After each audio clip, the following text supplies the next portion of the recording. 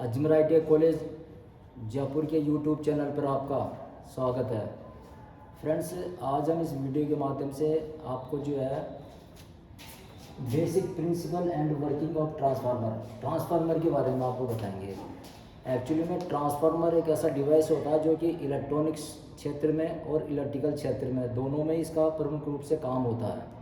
तो इसकी वर्किंग होती है और क्या इसका बेसिक प्रिंसिपल होता है, इसके बारे में हम इस वीडियो में आपको बताएंगे। तो फ्रेंड्स, आप जो है इस वीडियो को लगातार देखें और एंड तक देखें ताकि आपको इसमें काफ़ी आपको नॉलेज मिलेगी। इस ट्रांसफार्मर के समझने से आपको क्या होगा, दो फील्ड की आपको नॉलेज हो जाएगी। तो फ्रेंड्स, एक तो होता है कि ट्रांसफार्मर एक्चुअली में क्या होता है और किस प्रकार से कार्य करता है, और इसका उपयोग जो है उसके बारे में हमने आपको पहले बता चुके हैं कि इसका जो उपयोग है इलेक्ट्रॉनिक्स में एंड इलेक्ट्रिकल्स दोनों ही क्षेत्र में इसका मुख्य रूप से प्रयोग किया जाता है। तो ट्रांसफार्मर के अंदर एक्चुअली में क्या होता है, इसके अंदर दो वाइंडिंग होती है। जैसे मान लीजिए आपको एक वाइंडिंग तो जैसे ये होती है, तो जो वाइंडिंग एक्चुअल में पहले लपेटी जाती है उसको हम प्राइमरी वाइंडिंग के नाम से जानते हैं, और दूसरी जो वाइंडिंग होती है उसको हम सेकेंडरी वाइंडिंग के नाम से जानते हैं। तो जैसे फ्रेंड्स आप देख रहे हैं कि एक वाइंडिंग जैसे ये लपेटी है हमने और दूसरी वाइंडिंग ये लपेटी है, तो ये प्राइमरी वाइंडिंग कहलाएगी और ये आपकी कहलाएगी सेकेंडरी वाइंडिंग कहलाएगी। तो एक्चुअल में क्या होता है कि ये जो दोनों जो वाइंडिंग होती है इनमें वायरों की जो मोटाई होती है वो अलग अलग होती है। दोनों में कभी भी वायर की मोटाई एक जैसी नहीं रहेगी, और एक्चुअल में टर्न्स की जो संख्या होती है, जो लपेटों की जो संख्या होती है, वो भी एक कॉइल्स के अंदर क्या होगा कि आपके टर्न्स की संख्या कम होगी, और एक टर्न्स में एक कॉइल में टर्न्स की संख्या क्या रहेगी, आपस ज़्यादा रहेगी। तो फ्रेंड्स, जिसमें टर्न्स की मात्रा ज़्यादा होती है उसको हम HT वाइंडिंग के नाम से जानते हैं। HT वाइंडिंग का मतलब हो गया हाई टर्न्स वाइंडिंग। तो इसमें टर्न्स की संख्या क्या, इसमें इसकी अपेक्षा क्या ज़्यादा है। दूसरी जो वाइंडिंग होती है इसको बोलते हैं LT वाइंडिंग। LT वाइंडिंग का मतलब होता है इसमें लो टर्न्स, इसमें टर्न्स की मात्रा क्या होती है, कम होती है आपकी किसकी अपेक्षा, प्राइमरी वाइंडिंग की अपेक्षा। जो ट्रांसफार्मर में पहले जो वाइंडिंग लपेटी जाती है, वाइंडिंग को कॉइल के नाम से भी जाना जाता है, तो जो पहले वाइंडिंग लपेटी जाती है उसको हम प्राइमरी वाइंडिंग कहते हैं और इसको कहते हैं सेकेंडरी वाइंडिंग कहते हैं। तो प्राइमरी वाइंडिंग को जनरली इनपुट के रूप में काम में लिया जाता है, इनपुट के रूप में काम लिया जाता है, और सेकेंडरी जो वाइंडिंग होती है उस सेकेंडरी वाइंडिंग को हम आउटपुट के रूप में काम में लेते हैं। ठीक है फ्रेंड्स, इसके अलावा अब जब ये LT वाइंडिंग है तो लो, इसमें टर्न्स की संख्या होती है, तो ये लो वोल्टेज की वाइंडिंग होती है। लो वोल्टेज यानी इसमें वोल्टेज कम लेंगे हमको, इस प्राइमरी की अपेक्षा वोल्टेज कम लेंगे, कम मिलेंगे, और इसका जो रेजिस्टेंस होगा, रेजिस्टेंस भी क्या होगा, लो रेजिस्टेंस होगा। जब हम इस कॉइल का जो रेजिस्टेंस नापेंगे तो रेजिस्टेंस को हम नापते हैं ओम मीटर के द्वारा नापते हैं। तो जब हम इस कॉइल का जब हम ओम नापेंगे अर्थात इसका रेजिस्टेंस नापेंगे तो ये इसका जो रेजिस्टेंस जो आएगा वो इसकी अपेक्षा क्या आएगा, कम आएगा। दूसरा है ये जो प्राइमरी जो वाइंडिंग है, ये प्राइमरी वाइंडिंग होती है HT वाइंडिंग।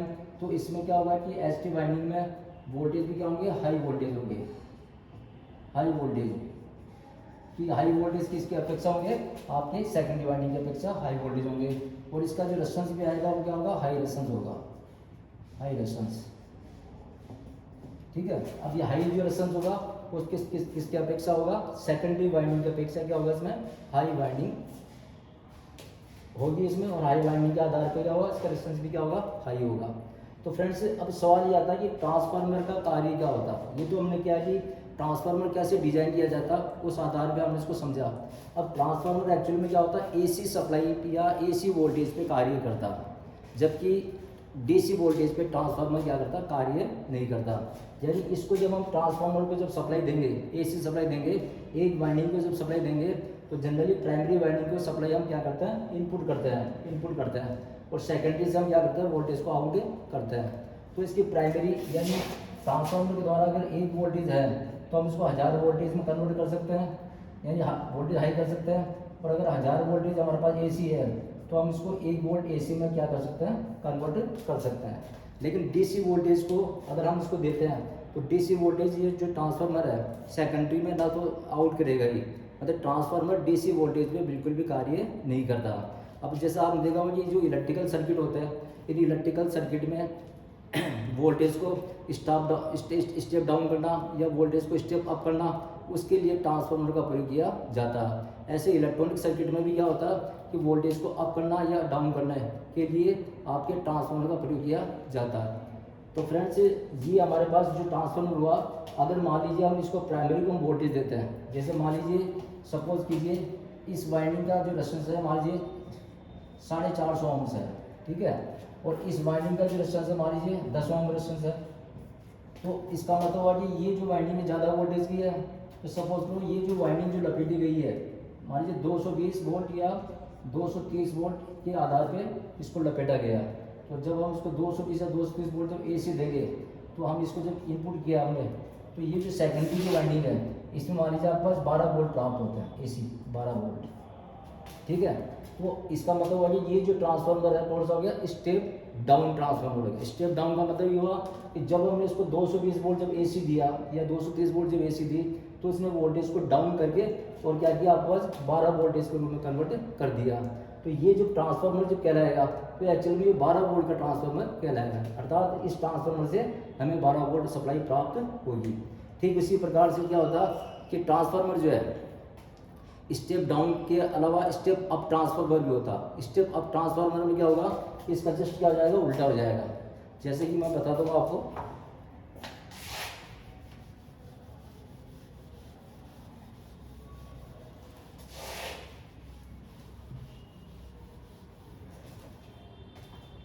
जैसे स्टेप डाउन के अंदर क्या होगा कि आपका जो है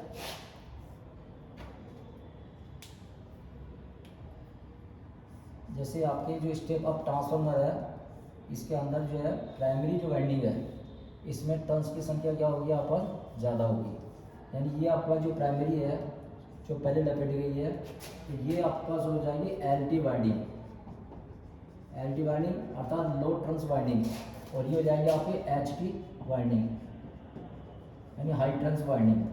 तो लो टर्न्स की वाइंडिंग है तो इसका जो है रेजिस्टेंस भी क्या आएगा, लो होगा, लो रेजिस्टेंस होगा।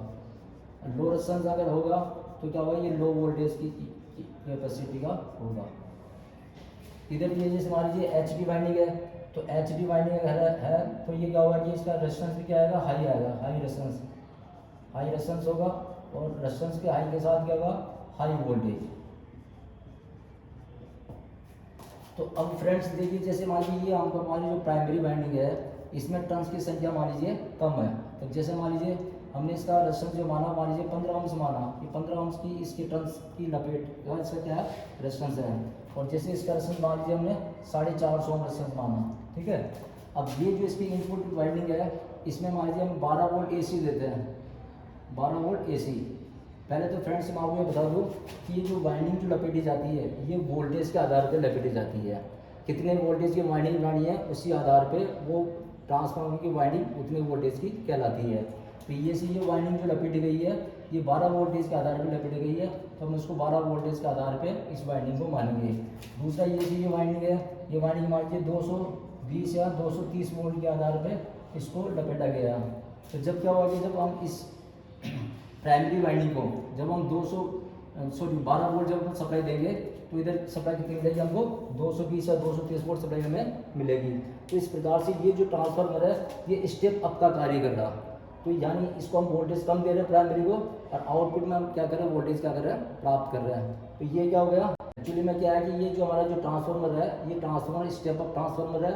इस स्टेप अप ट्रांसफार्मर के अंदर क्या है कि जो प्राइमरी जो वाइंडिंग है इसमें लो टर्न्स है, तो लो टर्न्स होने की वजह से क्या होगा कि आपके पास ये जो वाइंडिंग है आपके इसमें लो रेजिस्टेंस होगा, और लो रेजिस्टेंस के साथ क्या होगा इसमें लो वोल्टेज होंगे।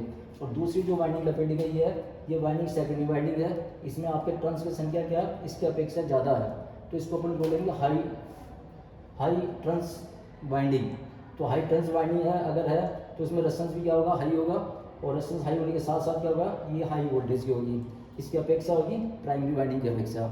अब प्राइमरी वाइंडिंग जो हमारी जो लपेटी गई है ये मान लीजिए 12 वोल्टेज के आधार पर लपेटी गई है। जैसे हम इसको 12 वोल्ट सप्लाई देंगे तो सेकेंडरी के अंदर कितने वोल्ट मिलेंगे हमें, 220 से 230 वोल्ट हमें मिलेंगे। तो इस प्रकार के जो ट्रांसफार्मर है ये ट्रांसफार्मर जो कहलाएगा वो स्टेप अप ट्रांसफार्मर कहलाएगा। तो ट्रांसफार्मर के द्वारा AC वोल्टेज को घटाया या बढ़ाया जाता है। इसको हम प्रैक्टिकल करके भी हम देखेंगे कि ट्रांसफार्मर से किस प्रकार से वोल्टेज घटाया जाता है और किस प्रकार से वोल्टेज बढ़ाया जाता है। फ्रेंड्स इसके अलावा जैसे मान लीजिए हमारे पास 2 ट्रांसफार्मर है,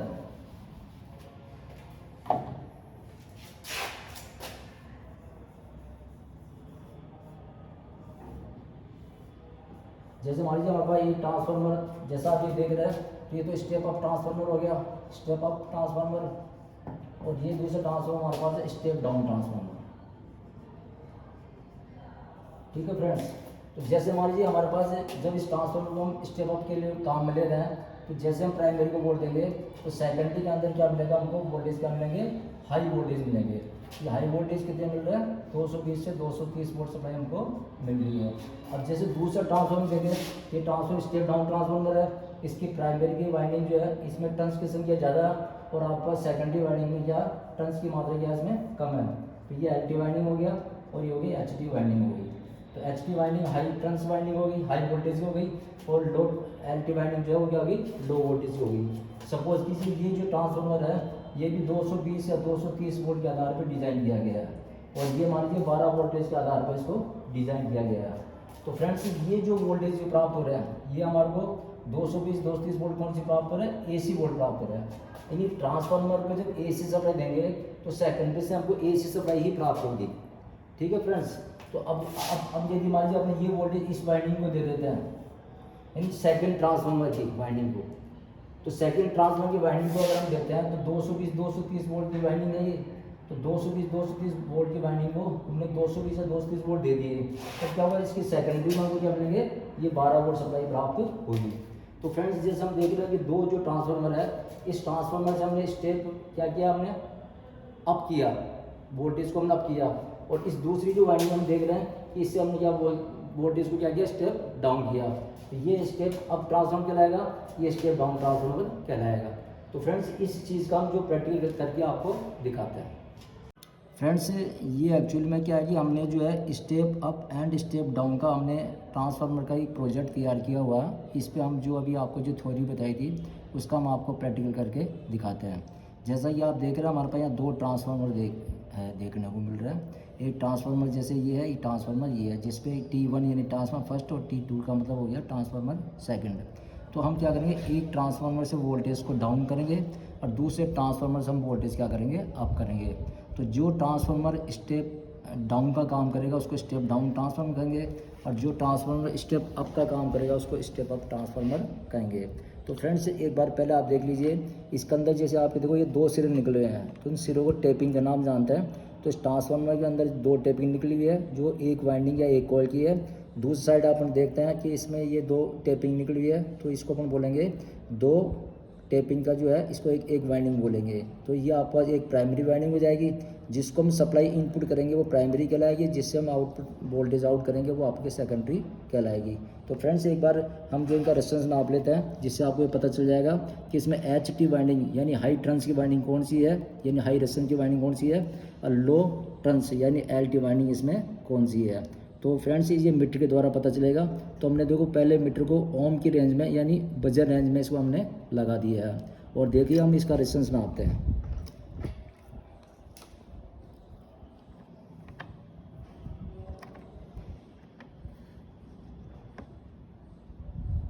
जैसा आप देख सकते हैं कि इसका जो रेजिस्टेंस जो आ रहा है वो लगभग 62 ओम्स या 63 ओम्स के आसपास आ रहा। तो इस वाइंडिंग का जो रेजिस्टेंस है वो आपके 62 या 63 ओम्स के लगभग आ रहा। और दूसरी देखिए आप ये वाइंडिंग देखिए, इस वाइंडिंग का आपके 3 ओम का रेजिस्टेंस आ रहा है। तो इसका मतलब ये हो गया कि ये जो ट्रांसफार्मर की जो वाइंडिंग है ये एच टी वाइंडिंग हो गई इसकी अपेक्षा, और ये वाइंडिंग जो है आपके एल टी वाइंडिंग हो गई यानी लो टर्न्स हो गई इसकी अपेक्षा। तो इसमें 3 ओम का रेजिस्टेंस आ रहा और इसमें आपके जो रेजिस्टेंस है इससे कहीं ज़्यादा आ रहा। तो इसका मतलब हो गया कि ये जो रेजिस्टेंस है ज़्यादा टर्न्स की है तो ये ज़्यादा वोल्टेज की हो गई, और ये हमारे पास क्या हो गई, कम वोल्टेज की हो गई। तो एक्चुअल में ये जो ट्रांसफार्मर जो डिज़ाइन किया गया वो आपके पास ये जो वाइंडिंग है जो एच टी वाइंडिंग है ये 220 या 230 वोल्ट के आधार पे इसको डिज़ाइन किया गया है। तो यदि हम इस ट्रांसफार्मर की अपने प्राइमरी को अगर 220 या 230 वोल्ट देते हैं तो सेकेंडरी में ये जो ट्रांसफार्मर है ये क्या करेगा, आपके वोल्टेज आउट करेगा। जैसे फ्रेंड्स हमने इसको दिखा भी रखा, जैसे आप देखिए आपके ये जो प्राइमरी वाइंडिंग दिखा रखी है हमने, और ये आपके दिखा रखी है इसको सेकेंडरी वाइंडिंग हमने दिखा रखी है। तो जैसे सेकेंडरी वाइंडिंग हमने दिखा रखी है 14 वोल्ट की, एक्चुअल में क्या है कि ये प्राइमरी वाइंडिंग को जब हम 220 या 230 वोल्ट देंगे, जैसे लिखा हुआ इनपुट वोल्टेज 220 से 230 वोल्ट, तो जैसे हम इसको 230 वोल्ट देंगे, 220 देंगे, तो सेकेंडरी में हमें लगभग क्या होगा, ये जो आउटपुट वोल्टेज है वो लगभग हमें क्या होगा, 14 वोल्टेज के आसपास हमें प्राप्त होंगे। जैसे लिखा हुआ एल टी वाइंडिंग लिखा हुआ और ये आपके लिखा हुआ एच टी वाइंडिंग लिखा हुआ। तो फ्रेंड्स मैं आपको एक बार वोल्टेज नाप के दिखाता हूँ। अब आपको ये एसी वोल्टेज देंगे और एसी वोल्टेज ही क्या होंगे, उनको प्राप्त होंगे। तो हम मीटर को पहले एसी की रेंज में सेलेक्ट कर लेते हैं। तो एसी की हमने सेलेक्ट कर लिया, इसको 700 वोल्ट की रेंज में हमने इसको सेलेक्ट कर लिया, जैसा आप देख रहे हैं। इसके बाद में हम क्या करते हैं, इस ट्रांसफार्मर की वाइंडिंग को हम सप्लाई देते हैं। तो ये फ्रेंड्स हमने इसको सप्लाई दे चुके हैं। अब सप्लाई देने के बाद में पहले हम ये जो सप्लाई आ रही है उसको नापते हैं। तो देखो फ्रेंड्स, आप देख लीजिए, इसमें 246 के लगभग वोल्टेज आ रहा है। यानी ये जो हमारी जो मेन सप्लाई जो आ रही है वो इस ट्रांसफार्मर के अंदर 246 वोल्ट लगभग इसमें जा रही है। अब ये जो ट्रांसफार्मर है ये वोल्टेज को स्टेप डाउन करेगा, यानी वोल्टेज को कम करेगा, क्योंकि ये आपकी एल टी वाइंडिंग है। तो हम एल टी वाइंडिंग में वोल्टेज नापते हैं, इसमें लगभग 22 वोल्टेज के आसपास आ रहा है। तो इसका मतलब ये हो गया कि इस ट्रांसफार्मर ने 220-30 वोल्ट लेके और इसको वोल्टेज को क्या कर दिया, डाउन कर दिया। ठीक है फ्रेंड्स, तो ये इस समय क्या कर रहा है, स्टेप डाउन का कार्य कर रहा है। इसके बाद में फिर हम दूसरा ट्रांसफार्मर देखते हैं। तो एक्चुअल में हमने एक इस प्रोजेक्ट को डिज़ाइन करने के लिए हमारे पास जो है एक निश्चित इनपुट वाइंडिंग और निश्चित आउटपुट वाइंडिंग नहीं थी, बल्कि ये मल्टी वोल्ट ट्रांसफार्मर है। जैसे दिख रहा है 1 2 3 4 टेपिंग तो इसमें सेकेंडरी में है और प्राइमरी में 1 2 3 इसमें है। तो एक्चुअल में मल्टी वोल्ट ट्रांसफार्मर है, यानी इसमें एक से अधिक वोल्ट देकर एक से अधिक वोल्टेज आउट किए जा सकते हैं। लेकिन हमने इसमें क्या किया, एक्चुअल में हमने इसकी जो सेकेंडरी वाइंडिंग है, तो सेकेंडरी में जैसे हमारी जी हमने एक टैपिंग ये काम में ली है और सेकेंडरी में एक टैपिंग ये काम में ली है। तो जैसा कि यहाँ पे आप वोल्टेज देख रहे हैं, तो ये वोल्टेज लगभग हमारे पास जो है ये लगभग 26 वोल्टेज के आसपास हमारी वाइंडिंग है, जबकि हमारे पास ये वोल्टेज आ रहा है 12 वोल्ट आ रहा है। तो 12 वोल्ट को हमने क्या किया, ये वोल्टेज लेके और इस 26 वोल्ट की वाइंडिंग को हमने दे दिया। तो एक्चुअल में हमने ज़्यादा वोल्टेज की वाइंडिंग को हमने कम वोल्ट दिया, इसका मतलब ट्रांसफार्मर तो ख़राब नहीं होगा। तो एक बार पहले मैं आपको रेजिस्टेंस नाप के दिखाता हूँ। तो रेजिस्टेंस को नापने के लिए मीटर को हम वैसे ही क्या करते हैं, ओम की रेंज में लगा लेते हैं और ओम की रेंज में लगा के बजर मोड लगा लेते हैं। ये बजर में बीप की आवाज़ जैसे आप सुन रहे हैं, बीप की आवाज़ आ रही है और हम इसका क्या करते हैं, रेजिस्टेंस नापते हैं।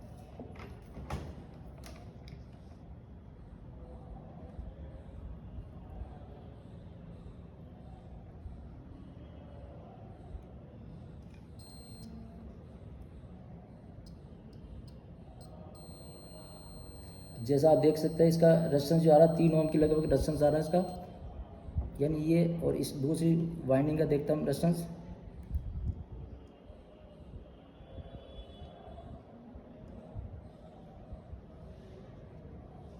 ये थोड़ा प्रॉपर नहीं लग रहा है, इसमें थोड़ा कार्बन आ रहा है ये। इसमें देख लीजिए एक्चुअली में इसमें 63 ओम के आसपास इसमें रेजिस्टेंस आ रहा है। तो फ्रेंड्स हम ये कह सकते हैं कि ये आपकी क्या हो गई, एच टी वाइंडिंग हो गई और ये आपके पास क्या हो गई, आपके एल टी वाइंडिंग हो गई। यानी ये ज़्यादा वोल्टेज की वाइंडिंग है, ये कम वोल्ट की वाइंडिंग है। तो देखो फ्रेंड्स, हमने जब इससे वोल्टेज जब स्टेप डाउन किया, तो स्टेप डाउन करके हमने इन्हीं वोल्टेज को क्या किया, लो वोल्टेज की वाइंडिंग में हमने क्या किया, वोल्टेज को इनपुट करा दिया। तो अब लो वोल्टेज की वाइंडिंग में जब इनपुट किया, तो अब ये क्या करेगा, जैसे स्टेप अप वोल्टेज निकालेगा। तो जैसे हम ये वोल्टेज कम देंगे तो कम वोल्ट की वाइंडिंग में कम वोल्ट जाएंगे, तो आपके ज़्यादा वोल्ट की वाइंडिंग में ज़्यादा वोल्ट प्राप्त हमें होंगे। तो फ्रेंड्स मैं इसको एक बार सप्लाई लगा के देखता हूँ और देखिए आप, जैसे कि मैं आपको मीटर को वोल्टेज लगा देता हूँ। ये वोल्टेज में मैंने इसको लगा दिया है और एक्चुअल में हम देखो ये इसकी जो इनपुट वोल्टेज है वो नापते हैं। तो देखिए फ्रेंड्स, ये इनपुट वोल्टेज हमारे पास आ रहा है लगभग 26 वोल्टेज के आसपास आ रहा है। और आउटपुट वोल्ट चेक करते हैं। तो आउटपुट वोल्टेज चेक करने के लिए हम ये देखिए फ्रेंड्स, यहाँ पे 214 वोल्ट आ रहा है। तो आपने देखा कि हमने जब इसको इनपुट वोल्टेज लगभग 23 वोल्ट या 22 वोल्ट दिए, तो इसने वापस क्या कर दिया, वोल्टेज को स्टेप अप कर दिया। तो कहने का मतलब हुआ कि ये जो ट्रांसफार्मर है स्टेप अप का स्टेप डाउन का कार्य कर रहा, और ये ट्रांसफार्मर स्टेप अप का कार्य कर रहा। इसी को हमने जैसे हमने मान लीजिए लोड के रूप में हमने एक बल्ब लगा रखा, तो हम इस बल्ब को देखो सप्लाई दे के देखते हैं। देखो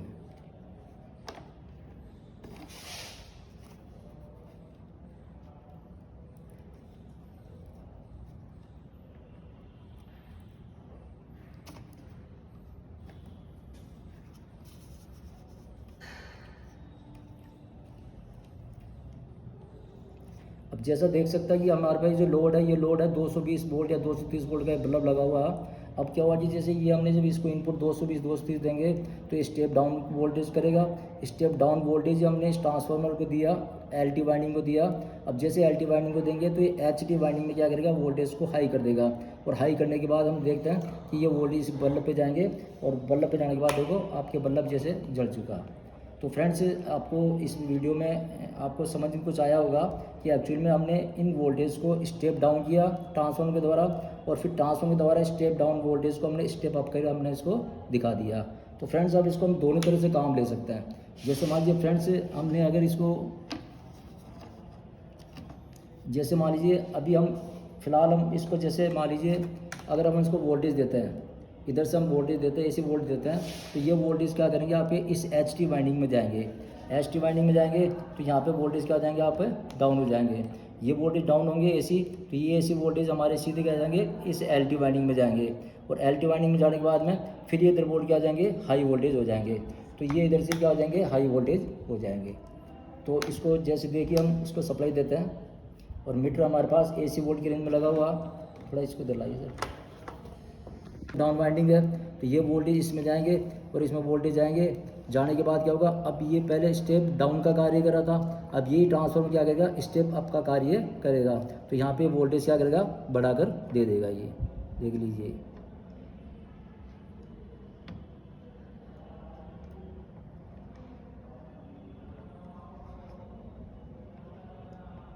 ये देख लीजिए फ्रेंड्स, ये 255 वोल्ट या 254 वोल्टेज के आसपास आ रहा है। तो फ्रेंड्स, इस वीडियो का दिखाने का या बनाने का हमारा मकसद ये है कि एक्चुअल में जो ट्रांसफार्मर है वो ट्रांसफार्मर AC वोल्टेज पे कार्य करता है, और जिस ट्रांसफार्मर को हमने स्टेप डाउन का काम किया, उसी ट्रांसफार्मर को हमने स्टेप अप के रूप में भी हमने काम में ले लिया। तो काम के आधार पे ट्रांसफार्मर स्टेप डाउन या स्टेप अप कहलाते हैं। तो फ्रेंड्स, अगर आपको ये वीडियो पसंद आया तो आप इसको लाइक करें, शेयर करें, और जिन्होंने भी कंप्लीट वीडियो देखा उनको बहुत बहुत धन्यवाद। जय हिंद।